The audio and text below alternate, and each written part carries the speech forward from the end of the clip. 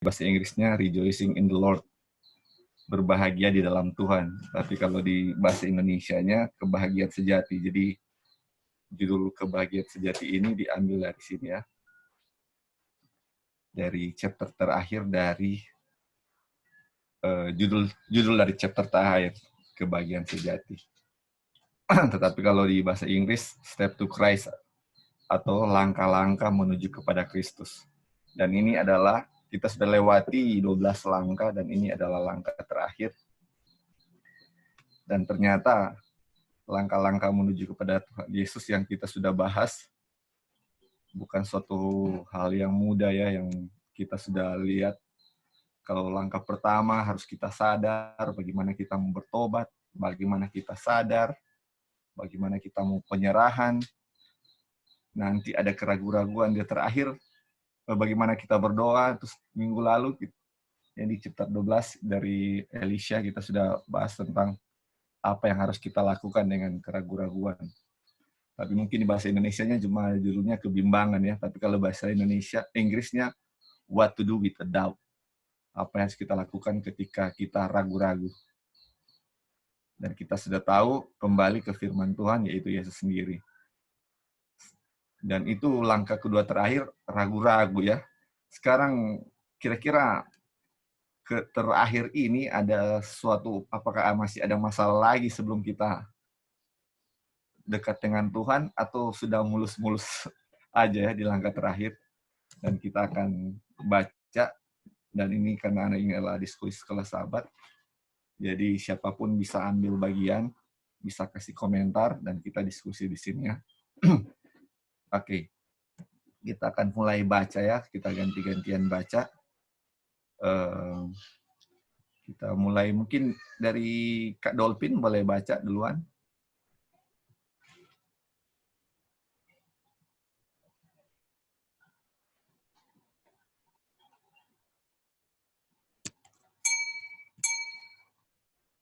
Apa Kak Dolphin bisa lihat kira-kira? Atau terlalu bingung? Ya, oke bro, bisa dengar, bisa.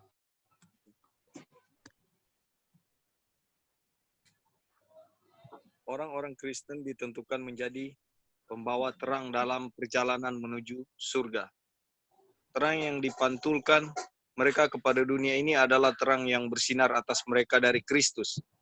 Kehidupan dan tabiat mereka hendaklah demikian rupa, supaya melalui orang-orang lain mendapat satu konsep yang benar dari hal Kristus dan dari hal pelayanan kepadanya.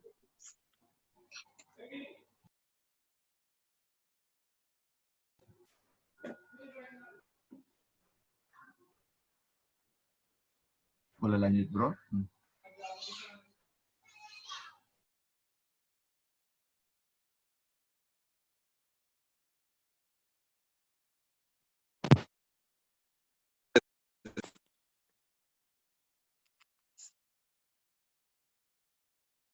Halo, bisa? Ya bro? Mulai dari mana tadi? Dari pekerjaannya atau? Iya. Lanjut ya bro. Oke. Atasnya dari iya. Halo? Lau? Ya, bisa. Bro. Mulai dari mana, Lau? Tadi? Tadi so hilang di sini. Boleh sebagaimana dari sini, bro? Sebagaimana engkau mengutus aku. Sebagaimana. Tunggu ya. Ya. Kita baca ulang aja. Mulai dari mana? Mungkin ya. Mulai dari mungkin. Iya, boleh, buat. Iya, dari situ aja, bro. Iya. Oke. Mungkin di situ soalnya. Mungkin mereka belum membaca Alkitab atau belum mendengar suara yang berbicara kepada mereka melalui halaman-halaman buku itu. Mereka belum melihat kasih Allah melalui segala pekerjaannya. Tetapi jika engkau adalah seorang wakil Yesus yang sejati, maka mungkin melalui engkau mereka akan mengerti sesuatu dari hal kebaikannya, serta dimenangkan menjadi mengasihi dan berbakti kepada Tuhan. Orang-orang Kristen ditentukan menjadi pembawa terang dalam perjalanan menuju surga. Terang yang dipantulkan mereka kepada dunia ini adalah terang yang bersinar atas mereka dari Kristus. Kehidupan dan tabiat mereka sangat demikian, hendaklah demikian rupa, supaya melalui mereka orang-orang lain mendapat satu konsep yang benar dari hal Kristus dan dari hal pelayanan kepadanya.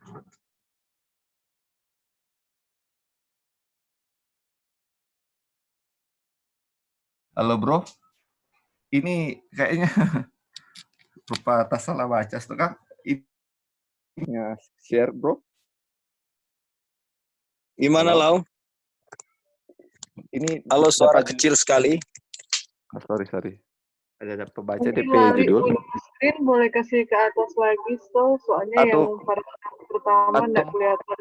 Atau mungkin terlambat kita punya share Kang. Jadi tak baca di lain, kita buka lain, tak mungkin di yang ditampilkan lain juga. Kayak Kak Dolphin dah baca tadi, bukan yang kita ada share mungkin. Masalah, Kang. Iya, Li. Ini judul boleh lihat Kak, judulnya. Halo, Itu Lau. nggak kelihatan, Li. Suara kecil sekali. Aduh, sorry. Ini. Halo, ini bisa dengar? Lali boleh kasih ke atas lagi, supaya paragraf Bisa pertama dengar. boleh kelihatan. Kak, ini sudah paling atas Kak, kita kasih di paling atas. Mulainya dari mana sebenarnya, Li? Dari paragraf pertama Kak. Apa boleh stop share dulu, baru Oke, masuk iya lagi? mungkin. Iya, itu mungkin. Nah. Oke. Mulai dari mungkin.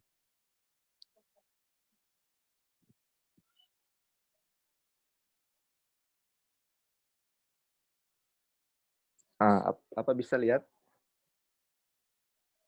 Perfect. Halo?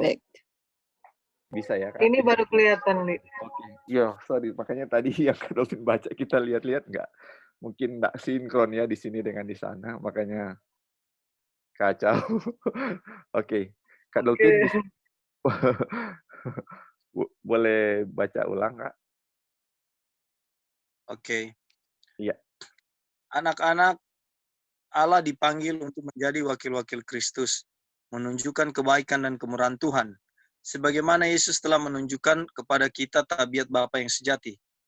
Demikian pula lah kita menyatakan Kristus kepada satu dunia yang belum mengenal kasih-Nya, yang lembut dan ramah itu. Sebagaimana engkau mengutus aku ke dalam dunia ini, kata Yesus, begitu juga aku mengutus mereka itu ke dalam dunia.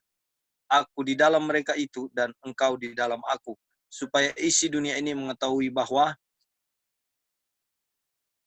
boleh naik. Ya. Oh, bro belum Bahwa, kelihatan, kita sudah ya. Sudah kasih naik ini. Sudah. Bahwa engkau yang mengutus aku, Yohanes 17:18 Ya. dan 23. Rasul Paulus berkata kepada murid-murid Yesus seperti berikut. Maka nyatalah kamu menjadi surat Kristus yang ditulis oleh kami, yang dikenal dan dibaca oleh orang sekalian. 2 Korintus 3:2 dan 3. Di dalam tiap-tiap anaknya, Yesus mengirim sebuah surat ke dunia ini. Jika engkau adalah pengikut Yesus, Dia mengirimkan di dalam engkau sebuah surat untuk keluarga, untuk desa-desa, jalan raya, di tempat tinggalmu. Yesus yang berdiam di dalam engkau ingin berbicara ke hati orang-orang yang belum mengenal Dia. Mungkin mereka belum membaca Alkitab atau belum mendengar suara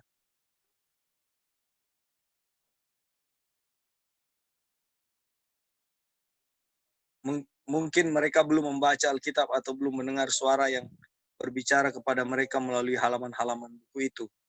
Namun mereka belum melihat kasih Allah melalui segala pekerjaannya. Tetapi jika engkau adalah seorang wakil Yesus yang sejati, maka mungkin melalui engkau mereka akan mengerti suatu dari hal kebaikannya serta dimenangkan menjadi mengasihi dan berbakti kepada Tuhan. Oke. Thank you, bro. Jadi ini anak-anak Tuhan, anak-anak Bapa dibilang harus menjadi wakil Kristus kan di bumi ini. Jadi sebagaimana yang Yesus tunjukkan kepada kita, itu adalah tabiat Bapa kan. Jadi di mana Tuhan Yesus kasih ke kita, itulah apa yang Tuhan kasih ke dia atau Bapa kasih ke dia.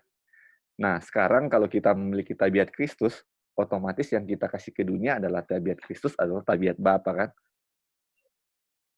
Makanya dibilang sini, ketika Yesus yang berdiam di dalam engkau, ingin berbicara ke orang yang belum mengenal dia. Jadi, kalau kita ingin berbicara tentang Yesus, ingin berbicara tentang dia, otomatis bagaimana bisa agar bisa memiliki power, yaitu orang yang kita bicarakan itu harus ada dalam hati kita.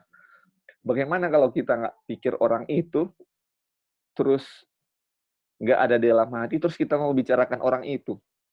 Kayak kayak nggak ada ini ya, kayak hampa begitu. Kita mau bicarakan soal kayak misalnya orang yang kita banggakan misalnya atau orang yang kita hormati, kita mau bicara ke dia tapi kita nggak hormat dia. Bagaimana kita bisa ya untuk bicarakan seperti itu? Susah ya. Tapi makanya adalah satu hal yang baik kalau kita bicara tentang Yesus dan dia ada dalam diri kita dan itu akan memiliki power atau kuasa. Mungkin Kak Dolphin ada tambahan dari ini kutipan ini yang tadi dibaca, kira-kira ada poin yang Kak Dolphin bisa lihat.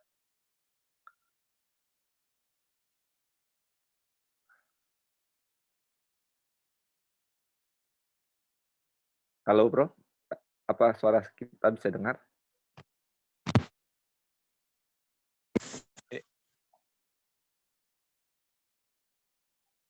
Halo, Halo? bisa dengar? Iya, bisa.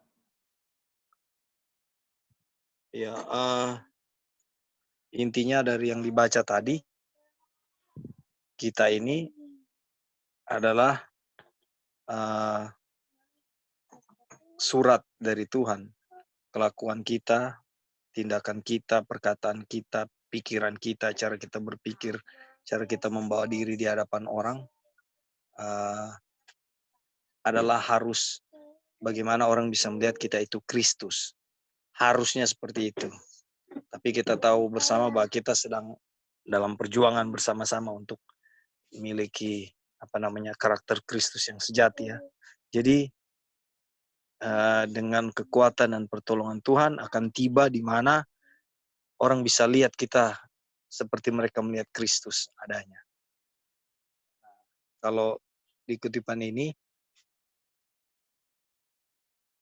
pesan yang saya dapat bahwa kita ini surat. Nah, jadi bagaimana surat itu? Jadi kita harus berhati-hati dalam perkataan kita, perbuatan kita, tindakan kita. Jangan sampai semua itu jadi bukan hal orang melihat Kristus, tapi malah orang lihat batu, jadi hal yang jadi batu sandungan buat orang lain. Harusnya seperti itu. Thank you bro, betul sekali ya. Jadi kalau kita mengangkut pengikut Kristus, apalagi sudah merasa belajar segala sesuatu kan, terus karakternya nggak seperti Yesus, akan betul seperti Kak Dolphin bilang, bukan menjadi terang tapi menjadi batu sandungan kan. Kadang-kadang itu yang langsung belajar hari-hari, itu yang bablas tadi. Jadi segala sesuatu yang tindakan kita itu menjadi sorotan dan akhirnya bukan yang baik yang menjadi orang lihat, tetapi yang buruk dari kita yang menjadi orang lihat kan. Makanya sebagai anak-anak Kristus sampai seperti apa surat yang orang lain bisa baca ya.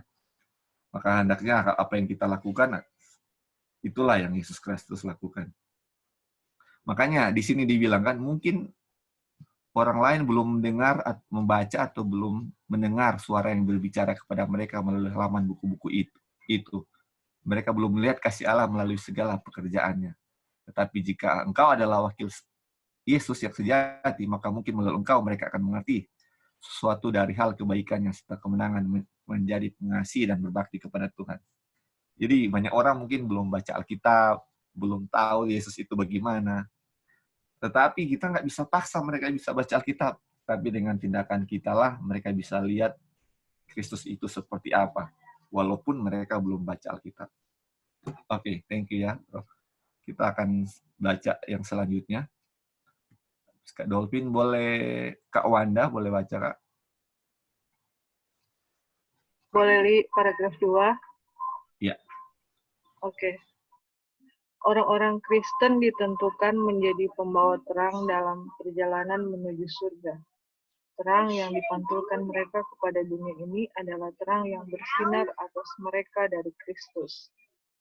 Kehidupan dan tabiat mereka hendaklah demikian rupa, supaya melalui mereka orang-orang lain mendapat satu konsep yang benar dari hal Kristus dan dari hal pelayanan kepadanya. Iya. Oke, Kak. Kak, ada tanggapan, Kak? Jadi kita yang mengaku sebagai orang Kristen, tugas kita adalah menjadi pembawa terang dalam kehidupan kita ya, dari kita hidup di dunia ini. Jadi tujuan kita hidup di dunia ini bukan hanya bersenang-senang, bersantai-santai, tetapi kita ada tanggung jawab yang Tuhan berikan kepada kita, yang adalah kita harus menjadi pembawa terang dalam arti memberikan contoh atau teladan yang sudah Kristus berikan kepada kita untuk kita bagikan kepada orang lain. Di sini bilang terang yang dipantulkan mereka kepada dunia adalah terang yang bersinar atas mereka dari Kristus. Jadi kita itu adalah perwakilan Kristus di dunia ini. Iya. Iya, itu fokusnya. Iya. Oke, Kak, thank you. Jadi ini chapter terakhir dari kebahagiaan sejati. Kita pikir kenapa ini chapter ini nggak di awal ya? Kenapa sekarang di orang Kristen ini tuntut harus sama seperti Tuhan? Karena apa? Karena ini sudah langkah terakhir kan, sudah menuju mau sama dengan Yesus. Jadi ini bukan yang baru mau kenal lihat Tuhan punya kebaikan, bukan mau bertobat dulu. Ini sudah melalui semuanya itu. Dan ini tahap terakhir bagaimana kita bisa berbahagia dengan Yesus adalah orang kita harus apa? Memantulkan apa yang Yesus telah tunjukkan kepada dunia. Jadi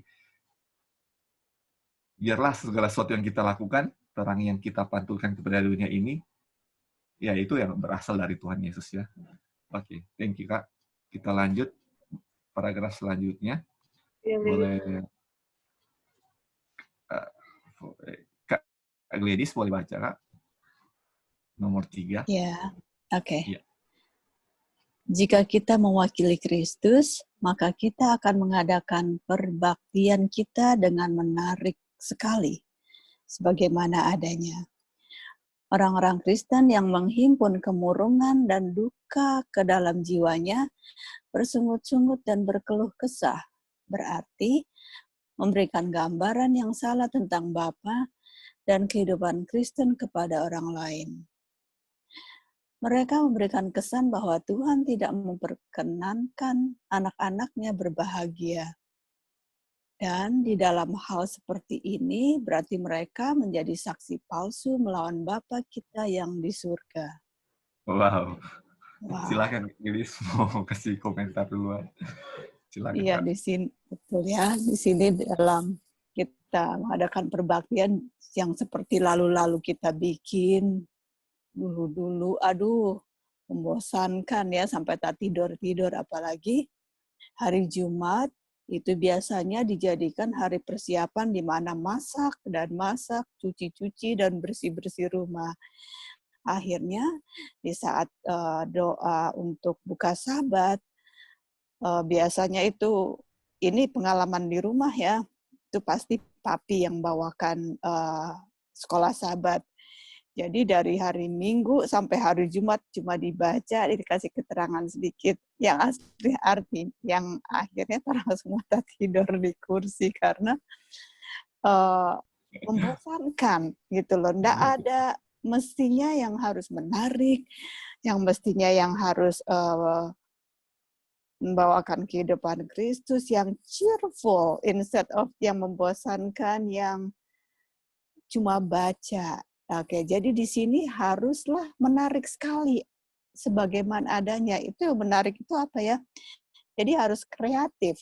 Entah lagu, entah dikasih kuis tentang kehidupan Kristus, entah bikin semenarik mungkin, terlebih yang punya anak-anak ini. Jangan harapkan anak ini duduk diam.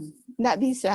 Apalagi kalau kebaktiannya panjang, terus cuma baca, terus cuma bicara, ini anak tidak akan duduk diam dan mereka tidak akan mengerti.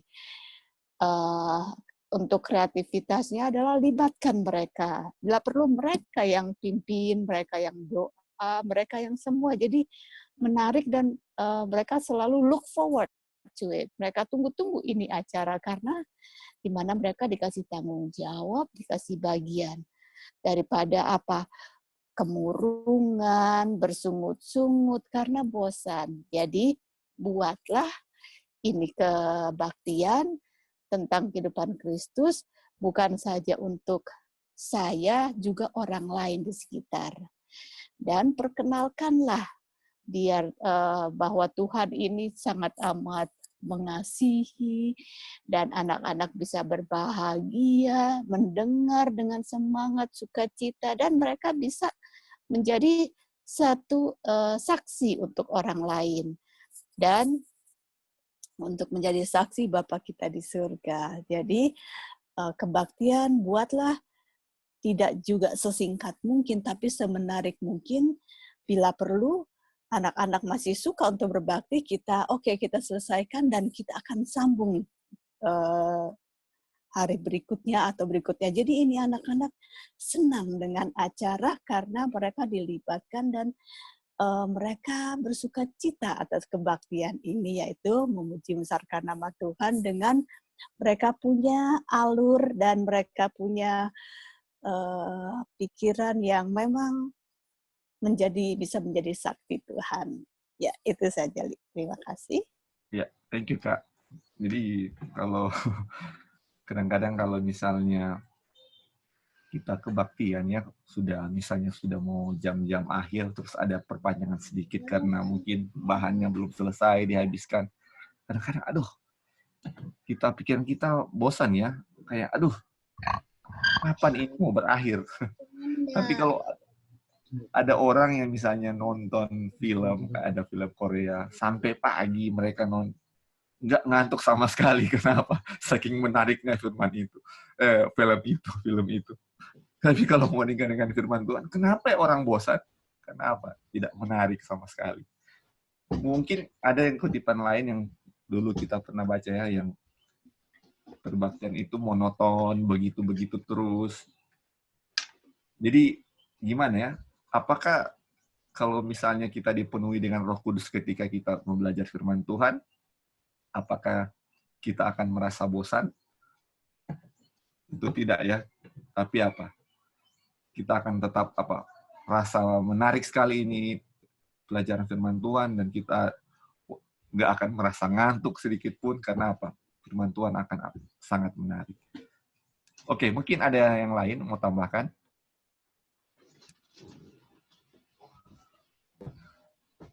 Halo, ini ada itu Kakak Joy mau tambahkan? Oh iya, kita nggak kedengar ya. Silakan Kak yang mau tambahkan.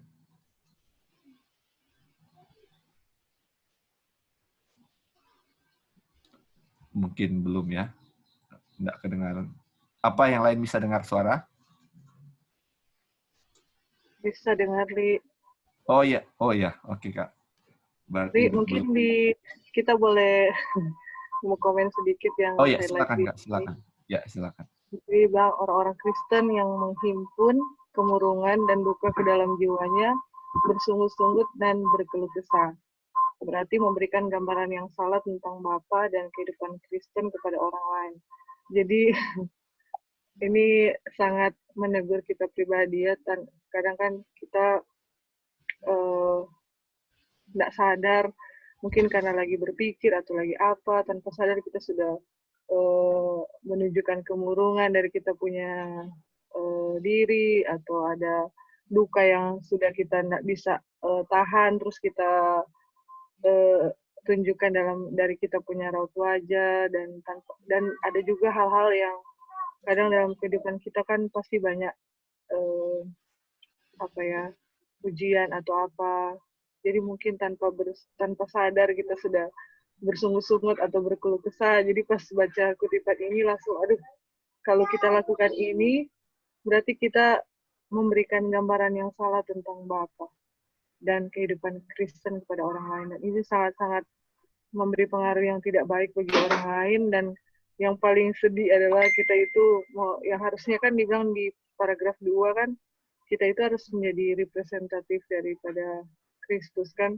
Sedangkan di sini, kalau kita menjadi perwakilan Kristus di dunia ini bagi orang lain, dengan kita bersikap seperti ini, orang lain akan melihat, oh seperti ini ya orang Kristen, dan ujung-ujungnya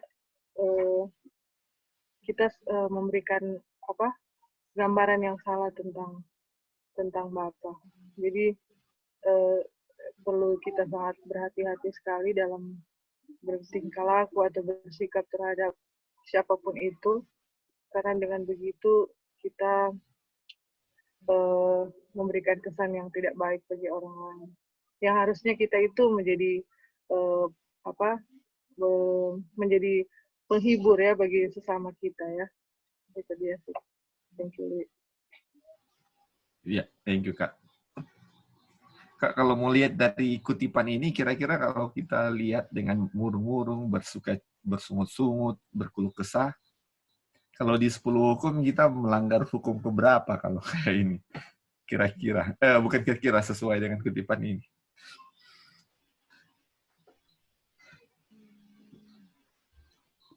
Atau siapa aja? Iya.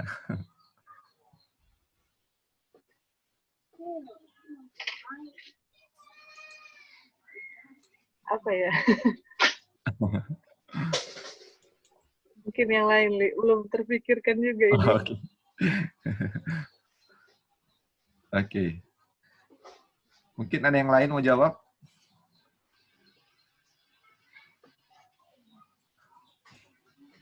Oke. Kalau ini dibilangkan di sini, kalau kita murung-murung, berduka, bersungut-sungut, dan berkeluh kesah, kita memberikan gambaran yang salah tentang Bapa kan.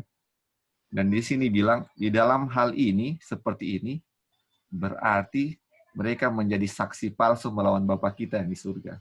Jadi kayak ini mengucapkan saksi dusta tentang Bapa kita kan. Secara tidak langsung dengan persungutan kita, keluh kesah kita memberikan saksi palsu tentang Bapa. Sebagai orang Kristen kita memberikan saksi palsu tentang bagaimana itu apa Bapa sebenarnya. Itu dia. Oke. Oh, yeah. Thank you. Kita lanjut ya. Kira-kira di Agape, Eon boleh baca yang nomor 4.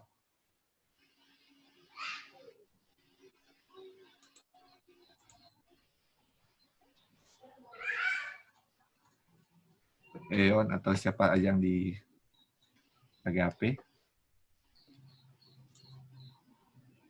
Oke.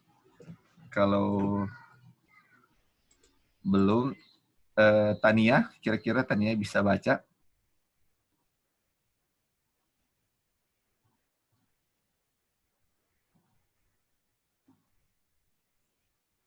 Oke. Kalau belumnya tidak bersedia, ini Tante Erli, apa bisa dengar Tante Erli? Halo. Ya, boleh baca Tante Erli yang nomor 4. Iya.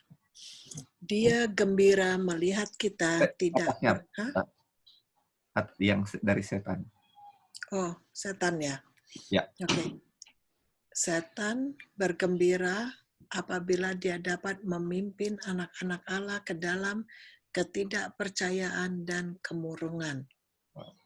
Dia gembira melihat kita tidak percaya kepada Tuhan, meragu-ragukan kerelaan dan kuasanya menyelamatkan kita. Dia senang membuat kita supaya merasa bahwa Tuhan menyakiti kita dengan pimpinannya. Setan bekerja menampilkan Tuhan sebagai yang tidak mempunyai kasih dan kelembutan. Dikacaukannya kebenaran sehubungan dengan Tuhan. Diisinya pikiran dengan pikiran-pikiran palsu mengenai Tuhan. sehingga gantinya tinggal di dalam kebenaran Bapa kita yang di surga. Kita sering meletakkan pikiran kita di atas tafsiran-tafsiran yang salah yang diberikan setan itu. Menghina Tuhan. Mana tadi?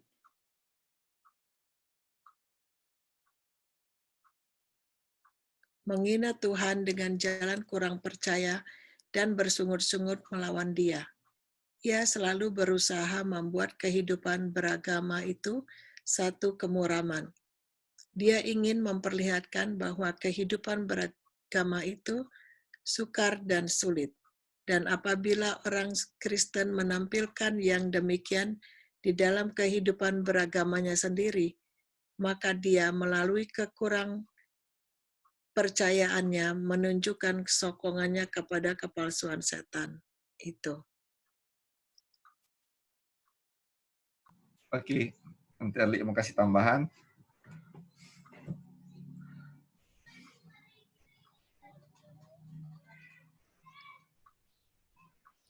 Ini mah kesimpulannya di sini Iya. mengatakan bahwa ya setan bergembira dia kalau kita tidak percaya kepada Tuhan. Dia kalau kita tidak percaya atau meragu-ragukan akan kuasa Tuhan untuk menyelamatkan kita, maka kita udah sudah di lock sama dia. Dan kita yang akhirnya bukan instead of dituntun Tuhan, jadi dituntun setan. Dan dia memimpin anak Allah tadi yang meragukannya, terus menjadi tidak percaya dan murung. Dan itulah kita dengan begitu harus minta berdoa ya dengan rendah hati kepada Tuhan, minta kuasanya untuk menuntun kita percaya kepada Tuhan. Jangan sampai kita menyelewengkan kita punya pikiran atau hati dan meragukan. Kita harus memohon kepada Tuhan supaya kita tidak sampai ditipu dengan kerja setan. Maka kita minta Tuhan yang menolong, memimpin kita.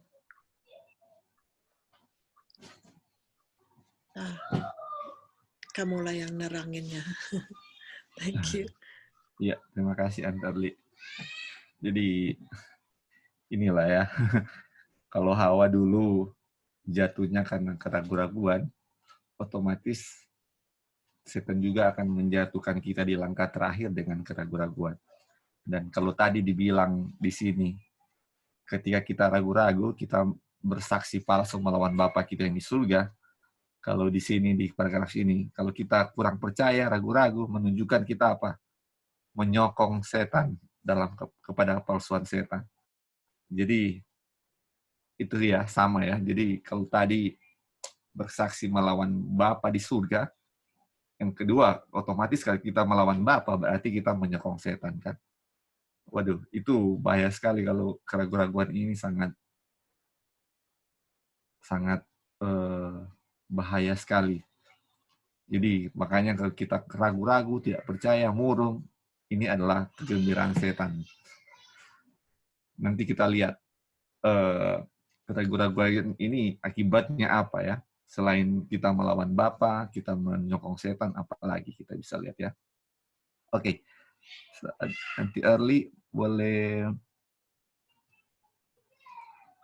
ya. Siapa yang mode ending boleh baca, Tante Mary boleh baca. Kira-kira boleh baca.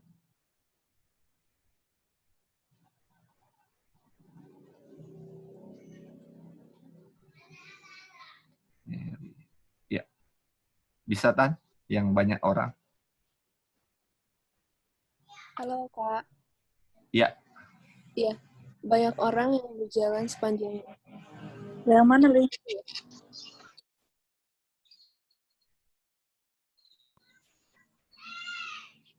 Halo? Ya. Oh iya, boleh.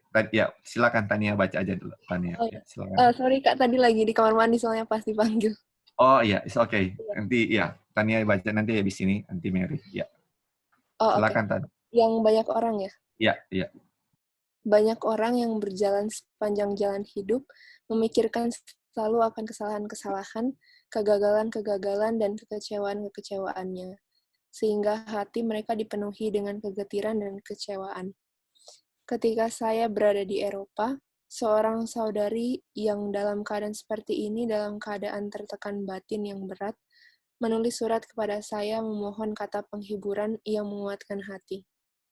Malam sesudah saya membaca suratnya, saya bermimpi bahwa saya berada di sebuah taman dan seorang yang agaknya pemilik taman itu memimpin saya menjalani jalan-jalan yang ada di dalamnya.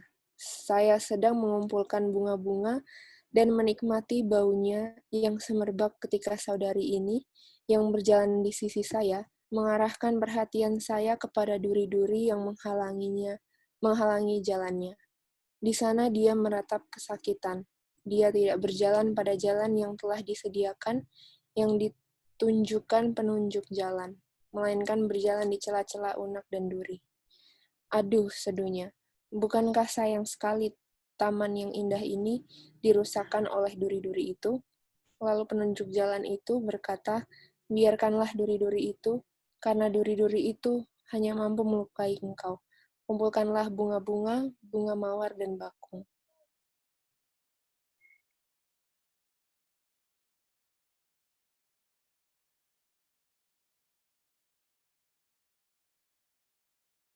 Halo, Tania boleh kasih komentar dari kutipan ini, Tan? Oh, iya ya, Pak. Boleh. Iya, jadi dari cerita ini kita bisa lihat bahwa saat dunia ini udah jatuh dalam dosa, kita tahu bahwa bunga itu menjadi ada duri dan Tuhan juga mengutuk ular harus berjalan dengan perutnya. Nah, jadi kalau kita lihat dari cerita ini, duri itu seakan-akan menjadi suatu hal yang jelek dari bunga itu, tapi seharusnya yang kita lihat adalah bahwa itu adalah sebuah kayak kesalahan atau kegagalan, kecewaan yang sebetulnya harus memperbaiki bunga tersebut gitu. Jadi sama aja dengan kita bahwa banyak orang ini yang berjalan dalam hidup atau kita juga yang sedang berjalan dalam jalan yang sempit, duri-duri inilah yang menajamkan kita supaya kita bisa kembali ke jalan yang benar gitu, Kak. Iya. Oke. Ya. Terima kasih Tan, puji Tuhan ya. Ya. Jadi ini kutipan ini sama seperti Tania bilang juga tadi. Jadi kehidupan kita ini penuh dengan kesalahan-kesalahan, kegagalan-kegagalan, kekecewaan. Tetapi apakah hidup kita akan dihabiskan dengan merenung kesalahan-kesalahan kita, kegagalan kita, kekecewaan kita? Jadi, makanya dengan adanya ini, Ellen White bilang waktu dia di Eropa, katanya ada seorang saudari, seorang ibu yang sedang dalam keadaan tertekan batinnya. Dia menulis surat kan, dan dia mau katanya Ellen White kasih penghiburan kepada dia supaya dia ada kekuatan hati kan. Jadi ketika dia kirim surat itu, Ellen White baca, dan malamnya Ellen White mendapat mimpi di sebuah taman itu ada seorang yang sedang pimpin kata untuk jalan-jalan di taman, dan ada juga orang lain ya di sana. Kemudian Ellen White sedang apa katanya, kumpul bunga-bunga dan coba hirup dia punya wangi-wangi dari bunga-bunga ini. Dan ketika itu dia lihat ada saudari ini yang tulis surat kepada Ellen White berjalan di samping Ellen White katanya. Dia jalan, dia tunjuk ke duri-duri yang ada di mungkin bunga mawar ya yang ada durinya, bunga yang dia tunjukkan duri-duri yang ada di tanaman-tanaman itu. Terus ketika dia tunjukkan buat itu, dia merasa sakit, aduh mungkin ketusuk duri kah? Karena dia berjalan di jalan yang ada jalan kan di situ, dia nak jalan di jalan situ, tapi berjalan di duri-duri itu. Kemudian karena dia jalan tidak sesuai jalan itu, makanya dia apa? Berteriak kesakitan. Karena apa? Tangannya mungkin tertusuk duri atau kakinya tertusuk duri. Pokoknya dia disakiti oleh duri-duri itu. Kemudian dia mengeluh karena kesakitan dengan duri-duri itu, dia mengeluh. Ih, taman yang indah begini kok banyak duri-durinya. Nah, yang pemilik jalan itu yang tadi dibilang, Ellen White bilang mungkin ini adalah pemilik taman itu, dia bilang apa? Duri-duri itu biarkanlah di situ. Duri-duri hanya apa? Mampu melukai engkau. Kumpulkanlah bunga-bunga atau bunga mawar dan bakung kan, dan proses. Ya, ini bunga mawar. Jadi hidup ini pasti ada duri, ada bunga kan. Tergantung mana kita mau fokus sama mana. Mau fokus sama duri atau mau fokus sama bunga. Ini kayaknya kita sudah pernah belajar sebelumnya. Kadang-kadang kita terlalu fokus kepada apa? Duri kan. Makanya kita merenung kesalahan-kesalahan kita atau kesalahan-kesalahan kita yang lalu. Dan kita tidak fokus kepada kehidupan itu, kepada bunga yang ada di depan itu. Bagaimana kita bisa berbahagia kalau fokus kita kepada duri? Kalau kita lihat bunga, apalagi kalau misalnya kita tanam bunga, kita lihat dia, aduh, hidup senang sekali ketika kita lihat tanaman kita sudah berbunga. Tetapi kalau kita nggak fokus ke bunga yang kita tanam itu, kita nggak fokus ke bunganya, kita fokus ke durinya, tentu kita tidak berbahagia. Karena apa? Karena, ada duri ini, ada duri. Bisa nggak mawar ditanam tanpa duri? Nggak bisa. Mawar itu harus ada duri. Tetapi tergantung kita mau fokus mana, bunganya atau durinya. Itu dia. Mungkin ada tambahan dari saudara-saudara dari kutipan ini tentang mawar dan duri, tentang kehidupan kita, manakah kita mau fokus di kesalahan kita atau kebahagiaan. Ya, silakan Aunty Erli.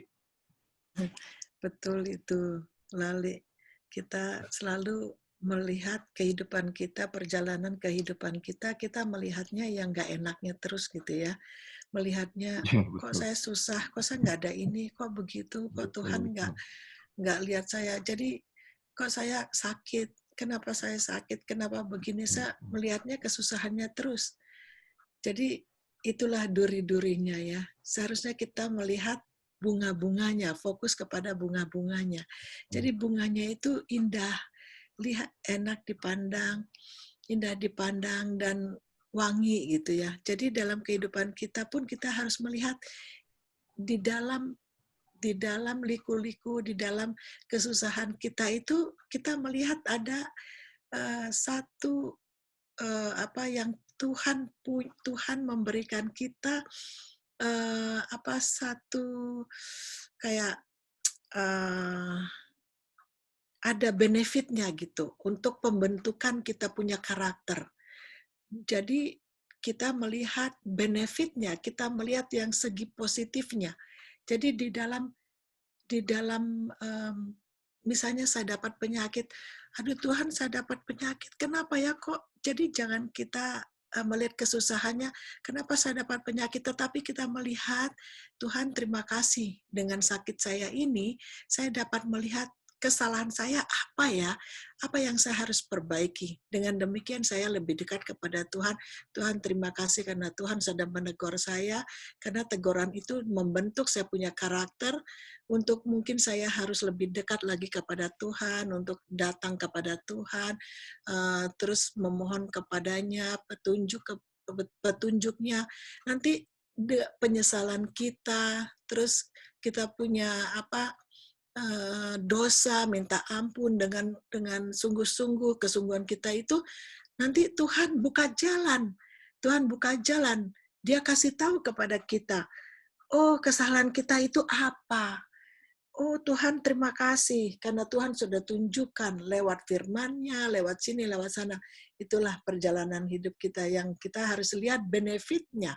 Jadi nggak lihat kita punya yang negatifnya ya, kita lihat segi positifnya, terus mengucap syukur terus setiap saat. Gitu. Terima kasih, Lali. Terima kasih, betul sekali, puji Tuhan. Betul ya, kadang-kadang kita terlalu pikir dengan penderitaan, sakit, penyakit, aduh sakit saya ini mau sembuh bagaimana, kayak orang-orang yang nggak berpengharapan. Tadi kalau kita fokus ke duri ini, fokus ke penyakit saya, kita punya keluhan-keluhan, tadi dibilang apa yang sebelumnya di atas dibilang, kita bersaksi melawan Bapa di surga. Dan yang setelah itu dibilang apa? Kita menyokong pekerjaan setan. Aduh. Cuma dengan mengeluh begitu, kita bisa menyokong pekerjaan setan, saudara-saudara. Ini wow ya, kayak di luar kita punya, dengan tindakan kita yang seperti itu aja sudah menunjukkan kita mana, ini pengikut setan atau pengikut Tuhan. Seharusnya orang Kristen katanya apa? Tidak fokus dengan hal-hal seperti itu. Wow, luar biasa ya. Ini kita kutipan selanjutnya. Tentang Mary boleh baca, Tan? Yang nomor 6, nomor 6. Apa Tante Mary bisa dengar?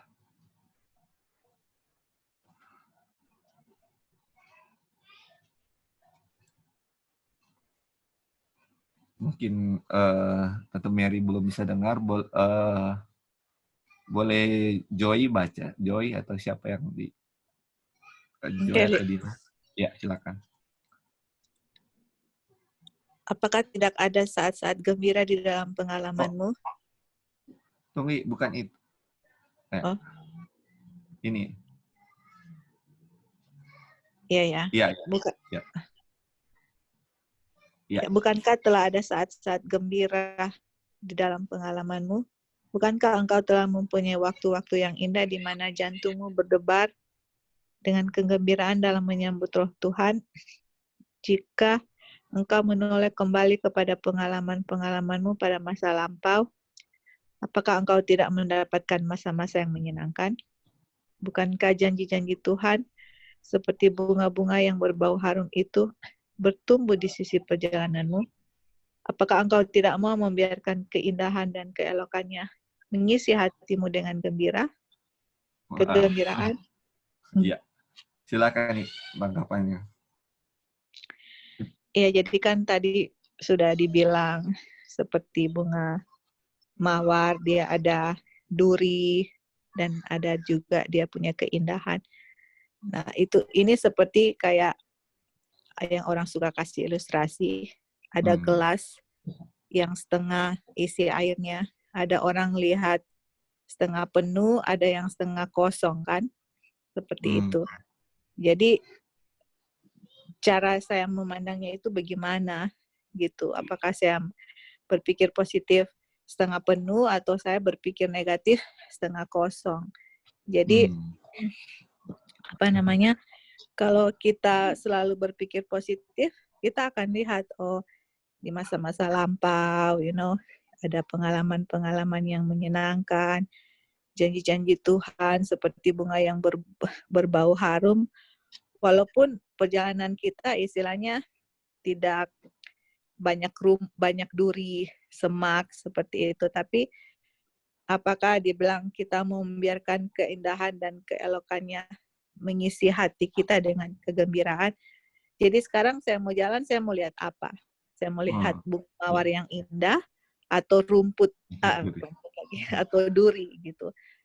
Hidupnya saya melihat air di dalam gelas itu setengah penuh apa setengah kosong. Itu tergantung dari saya punya pemikiran dan juga saya punya relationship dengan Tuhan ya. Kalau kita punya relationship yang bagus dengan Tuhan, kita selalu akan melihat walaupun istilahnya ya dalam terang punya kehidupan sepertinya kok hidup saya begini, kok di jalan seperti ini. Tapi kalau kita tahu Tuhan itu tahu yang terbaik untuk saya tahu apapun yang saya lalui, itulah yang terbaik yang Tuhan berikan untuk saya begitu.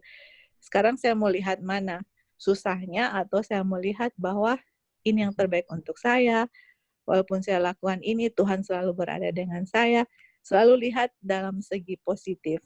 Itulah yang akan membuat kita bahagia gitu. Thank you, Li. Ya, thank you. Jadi di sini dibilang kan, coba kita tengok ke belakang. Apakah semua pengalaman kita, pengalaman buruk semua, pengalaman menyedihkan semua? Tentu di kita ini ada pengalaman-pengalaman indah kan di belakang itu. Apa nggak sebaiknya kita ingat-ingat yang pengalaman-pengalaman di mana Tuhan pimpin kita? Kayak misalnya saya dulu pernah sakit. Apakah saya akan ingat sakit-sakitnya itu atau kesembuhannya yang kita harus ingat? Apakah kita harus merenung dengan penderitaan yang dulu atau kesembuhan yang Tuhan kasih? Itu dia kan. Makanya dibilang, apakah tidak engkau telah mempunyai waktu yang indah di mana jantungmu berdebar dengan kegembiraan dalam menyambut Roh Tuhan? Jadi ada hal-hal tertentu walaupun nggak banyak, ada hal-hal yang indah yang Tuhan pernah kasih. Dan biarlah itu menjadi perenungan kita. Sama dengan bunga tadi yang sudah dibilang tadi Joy, atau gelas yang ada airnya.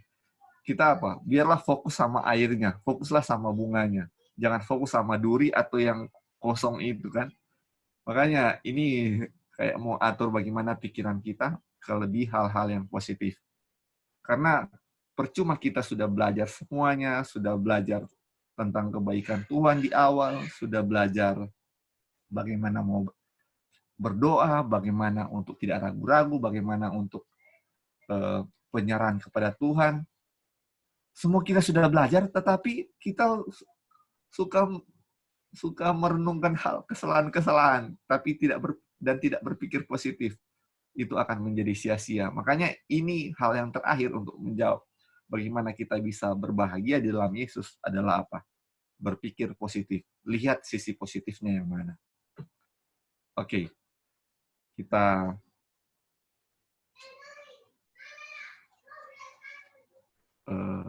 lihat ya masih. Mungkin ini kutipan 2 terakhir ya. Kita minta, boleh Kak Dolphin baca lagi, Kak?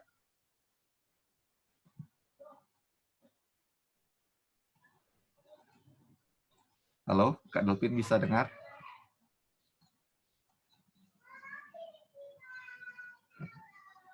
Apa Kak Dolphin bisa dengar, Kak? Oke. Kalau enggak, boleh Kak Wanda aja, Kak Wanda. Boleh, Li. Ya, silakan, Kak. Oke. Duri-duri bunga mawar hanyalah melukai dan menyakiti engkau. Tetapi jika engkau hanya mengumpulkan duri-duri ini dan memberikannya kepada orang-orang lain, bukankah dengan demikian engkau, selain menghina kebaikan Tuhan, juga menghalangi orang-orang yang ada di sekelilingmu berjalan pada jalan kehidupan itu? Oke. Thank you, Kak. Jadi, ini tadi kan kita sudah lihat kalau kita fokus ke hal yang negatif, tadi yang pertama sudah dibilang kita melawan Tuhan kan, bersaksi melawan Tuhan. Kedua, kita menyokong setan. Dan ketiga, efek dari hal ini ketika kita fokus kepada hal yang negatif atau mengumpulkan duri-duri ini, dia bilang apa? Kita menghalangi orang-orang yang ada di sekelilingmu berjalan pada jalan kehidupan itu. Artinya, bukan cuma kita yang merasakan itu, orang lain juga bisa merasakan apa dari hal-hal yang negatif itu. Oke, Kak Wanda boleh baca selanjutnya, Kak, yang paragraf ini. Ini mungkin yang terakhir karena kita sudah waktu. Boleh, Kak Wanda? Boleh, Li. Ya. Mengumpulkan kenang-kenangan yang tidak menyenangkan di masa lampau tidaklah bijaksana. Segala yang jahat-jahat dan yang mengecewakan, membicarakannya, meratapinya, sampai kita pun dirundung kekecewaan. Satu jiwa yang kecewa diisi kegelapan, mematikan terang Bapa dari dalam jiwanya, lalu melontarkan bayang-bayang suram kepada jalan orang-orang lain juga. Waduh. Iya, Kak. Silakan komentarnya, Kak. Iya, jadi istilahnya kalau yang sudah lalu biarlah itu berlalu kan. Karena kalaupun kita merenungkan itu, tidak mungkin lagi waktu itu akan kembali.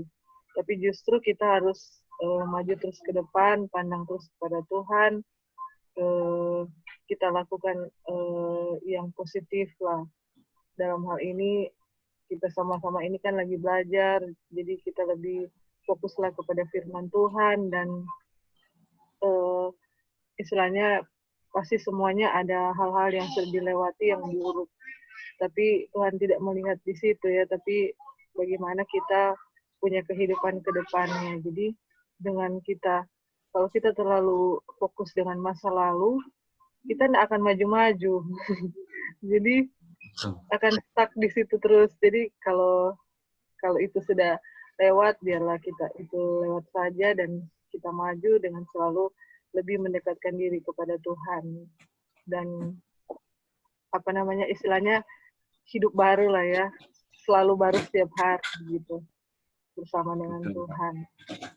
Thank you. Iya, thank you Kak. Waduh, bagus sekali ya kutipan ini.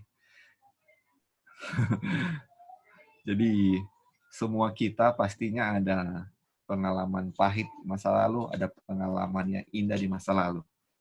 Jadi biarlah kita kalau kita kata mengumpulkan kenangan yang tidak menyenangkan, kenangan-kenangan yang pahit di masa lalu, tidaklah bijaksana. Atau kalau bijaksana kan wise kan. Kalau misalnya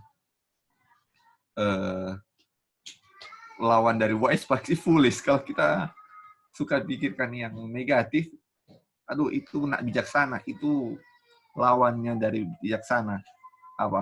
Bodoh ya. Apa kita bilang, membicarakan satu yang jahat, yang mengecewakan, meratapinya atau dirundung kecewaan. Dibilang, kita kata di sisi lain mematikan terang Bapa dari dalam jiwa. Kemudian selain kita mematikan terang Bapa dari dalam jiwa, itu juga pengaruh ke orang lain. Jadi orang lain juga bisa merasakannya kalau kita merenungkan kesalahan-kesalahan kita atau sesuatu yang jahat di masa lalu. Jadi efek double yang ditimbulkan di sini. Efek double yang ditimbulkan di sini ya.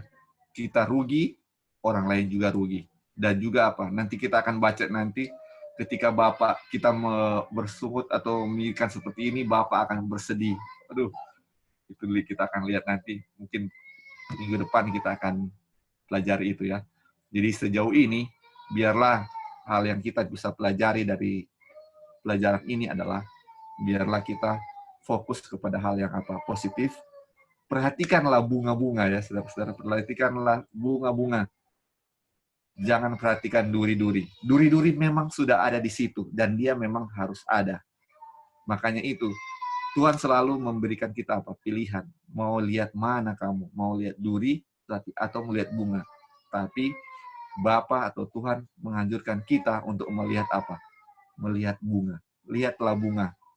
Karena hidup dunia ini, duri itu memang sudah ada di situ. Karena ada dosa kan, tetap percobaan itu memang harus ada di situ. Dan makanya dengan inilah kita diajarkan untuk lebih fokus kepada Tuhan. Dan ini adalah Ini langkah terakhir kita menuju kebahagiaan sejati adalah berpikir positif. Lihat sesuatu yang positif.